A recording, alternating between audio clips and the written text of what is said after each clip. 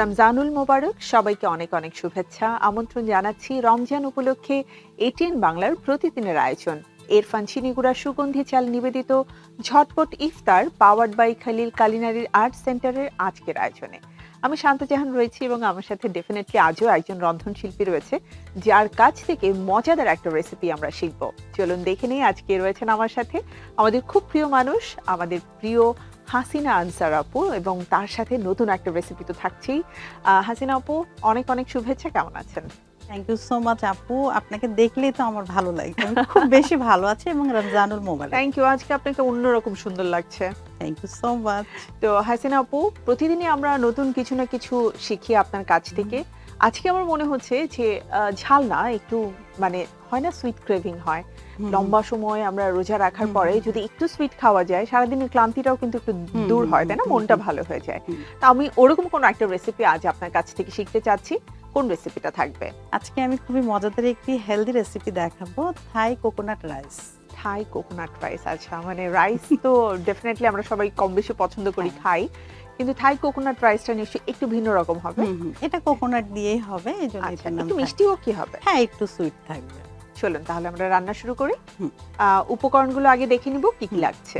উপকরণ হচ্ছে, এখানে আমি সেদ্ধ ভাত নিয়েছি, আর চিনি আছে, এখানে হচ্ছে কোকোনাট মিল্ক, গরম মশলা, ঘি এবং ড্রাই ফ্রুট, লবণ, তেজপাতা, লবঙ্গ, এবং আমি গার্নিশের জন্য কিছু রেখেছি টমেটো।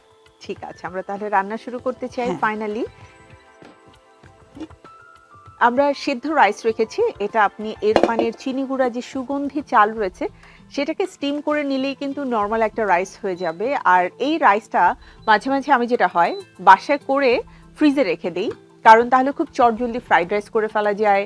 যদি কখনো বাচ্চা চায় যে ও একটু মিষ্টি জাতীয় কিছু খেতে চায়, আমিও কিন্তু ওই রাইসটাকে প্রসেস করে ওকে দেখা যায় একটু পায়েসের মতন করে দিলাম, যেটা ইনস্ট্যান্ট খাবে, কারণ ফ্রিজে রাখা চাল তো আবার ফ্রিজে রাখা যাবে না। সো অল্প পরিমাণে যদি পায়েস করা দরকার হয় আমি কিন্তু করে ফেলি। সুন্দর, এবং সুগন্ধি চাল যেহেতু অনেক বেশি সুগন্ধি হয় এবং টেস্টিও হয়। এবং আমার বাসায় এই রাইসটা নরমালি ভাত হিসেবে খেতেও খুব পছন্দ করে, স্পেশালি যখন আমরা চিকেন কোরমা আর লাইক চিকেন দিয়ে কোনো গ্রেভি করি, সেই ক্ষেত্রে দেখা যায় একটু সুগন্ধি চালের যদি সাদা রাইস হয়, স্টিম রাইস যেটাকে বলে, ওটা অনেক মজার হয় খেতে। এবং আমি ঘি দিয়ে দিলাম, আর দিয়ে দিচ্ছি গরম মশলা। তো এখানে আমি দারচিনি দিলাম, এলাচি দিলাম, তেজপাতা আর লবঙ্গ। স্টিম রাইসটা রেডি করা থাকলে কোনো কিছু প্রিপেয়ার করা আসলে সময়ের ব্যাপার, খুব বেশি সময় লাগে না। আর আমি এটা আধা সেদ্ধ করেছি, কারণ আমি যে কোকোনাট মিল্কটা নিয়েছি সেটা দিয়ে আবার পুরাটা সেদ্ধ করব। বাকি মানে এটা আমরা 50 to 60% পর্যন্ত করে রেখেছি। হ্যাঁ, এবং এখানে সুগারও অ্যাড হবে, এটা ব্যালেন্স হবে খাবারটা এবং টেস্টি হবে। আচ্ছা, আমি দিয়ে দিচ্ছি ইরফানের পোলাওয়ের চাল সুগন্ধি। এখানে আমরা কতটুকু পরিমাণ চাল নিয়েছি? এখানে আমি 2 কাপ নিয়েছি। চালটাকে আমরা খুব সুন্দর করে আগে ঘিয়ে ভেজে নিচ্ছি। হ্যাঁ, ভেজে নিচ্ছি, এবং এখনই কিন্তু সুগন্ধি বের হওয়া শুরু হয়ে গিয়েছে, কারণ ঘি এবং পোলাওয়ের চাল মানে দুইটা মিলে একটা খুব সুন্দর স্মেল বের হচ্ছে। কোকোনাট মিল্কটা দিলে অ্যাকচুয়ালি যেটা হবে যে মিল্কের যে ঘ্রাণটা আছে, মানে কোকোনাটের যে একটা অ্যারোমা আছে, সেটাও ভাতের মধ্যে কিন্তু চলে যায়। হ্যাঁ, এবং একটা রাইসের স্টিকি একটা টেক্সচার আসবে, যেটা খেতে খুব ভালো লাগবে। বিশেষ করে বাচ্চারা এটা খুবই পছন্দ করে। বাচ্চারা সবসময় চায় একটু ভিন্ন রকম খাবারের টেস্ট নিতে। হ্যাঁ, আর যখন একটু থাই, একটু চাইনিজ, একটু কোরিয়ান, জাপানিজ এই ওয়ার্ডগুলো খাবারের সাথে যুক্ত হয়, তখন ওরা অ্যাকচুয়ালি খুব আগ্রহ নিয়ে খায়। হ্যাঁ, নতুনত্ব খোঁজে। আসলে নামের মধ্যেও কিন্তু অনেক কিছু আছে, বারবার ঘুরঘুর করে বাচ্চারা দেখি কি হচ্ছে। তো এই ধরনের রেসিপি থাকলে তখন কিন্তু ওদের আগ্রহও বাড়ে। আমি একটু ড্রাই ফ্রুট দিয়ে দিচ্ছি। চিনিটা আমরা কখন দিব? এই এখনই দিয়ে দিব। আর সামান্য একটু লবণ দিব আমি, জাস্ট ব্যালেন্স করার জন্য, টেস্টের ব্যালেন্সের জন্য। তবে রাইসের পরিমাণ অনুযায়ী কিন্তু আপনার লবণের টেস্টটা আসলে ভ্যারি করবে, যে কতখানি আপনি দিচ্ছেন। আবার যখন আমরা সেদ্ধ করব তখনও কিন্তু লবণ দিয়ে সেদ্ধ করে নিতে পারি। আচ্ছা হাসিনা আপু, আমাদের চিনিটা তো মেল্ট হয়ে একটু সময় লাগবে, একটু বিরতি নিয়ে আসি। আচ্ছা, প্রিয় দর্শক, আপনারা দেখছেন আমাদের প্রতিদিনের আয়োজন ইরফান ঝটপট ইফতার। ফিরবো ছোট্ট একটি বিরতির পরে, সাথেই থাকুন এটিএন বাংলার। প্রজন্ম থেকে প্রজন্মের পছন্দ ইরফান চিনিগুড়ার সুগন্ধি চা, 3 যুগ ধরে সেরা স্বাদে, মানে, সুঘ্রাণে। আফটার ব্রেক আবারও আমন্ত্রণ আমাদের প্রতিদিনের আয়োজন ইরফান ঝটপট ইফতারে। প্রিয় দর্শক, সাথে রয়েছে রন্ধনশিল্পী হাসিনা আনসার। ফিরে যাচ্ছি আপুর কাছে। আপু, ফিরে এলাম এবং একই সাথে এই যে ঘিয়ের আর নারকেলের যে একটা চমৎকার অ্যারোমা, ওই থাই ফ্লেভারটা কিন্তু এখন আমি ঠিকই পাচ্ছি। আসলে এবং দেখতেও কিন্তু একটা গ্লোসি লুকস এসেছে, যেটা নারিকেলের যে দুধটা আমরা দিয়েছি সেটার থেকে যে অয়েলটা আছে সেটার জন্য, এবং ঘি তো আছেই সাথে। আমাদের রান্না এটা হতে খুব বেশি একটা সময় লাগলো না, তাই না? না, কারণ আমরা হাফ ডান করে রাইসটা রেখেছিলাম। তো যখন মেহমান আসবে অথবা ইফতারের সময় তো আমাদের অনেকগুলো আইটেম তৈরি করতে হয়, তো এরকম যদি আমরা কিছু জিনিস রেডি করে রাখি তাহলে কিন্তু অনেক আইটেম সহজেই তৈরি করা যায়। এই রাইসটা কি দিয়ে খেতে বেশি ভালো লাগবে?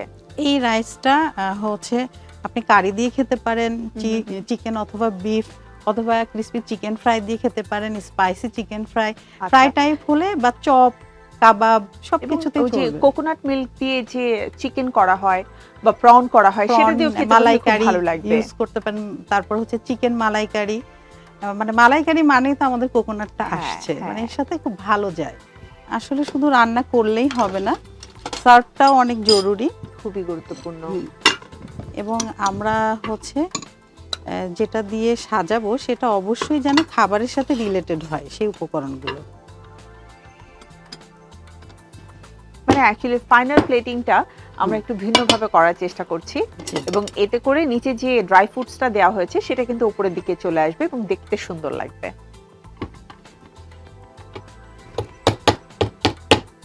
এটা কিন্তু একটু চ্যালেঞ্জিং, তাই না? হ্যাঁ, একটু, খুব বেশি না। বাহ।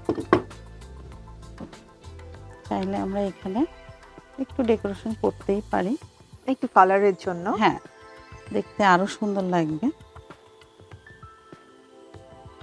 আপু, তৈরি হয়ে গেল মজাদার থাই কোকোনাট রাইস আপনার জন্য। থ্যাংক ইউ হাসিনা আপু।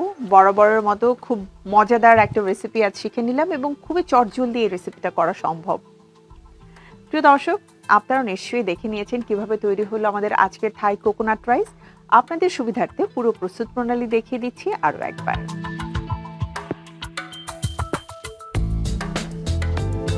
অনেক অনেক ধন্যবাদ হাসিনা আপু, মজার এই রেসিপিটি করে দেখানোর জন্য।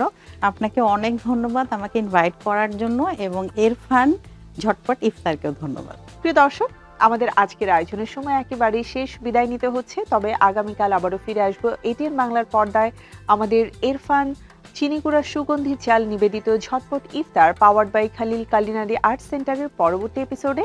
সে পর্যন্ত সবাই ভালো থাকুন, সুস্থ থাকুন, আর চোখ রাখুন এটিএন বাংলার পর্দায় আমাদের নিয়মিত প্রতিটি এপিসোডে। আল্লাহ হাফেজ, সবাই ভালো থাকুন।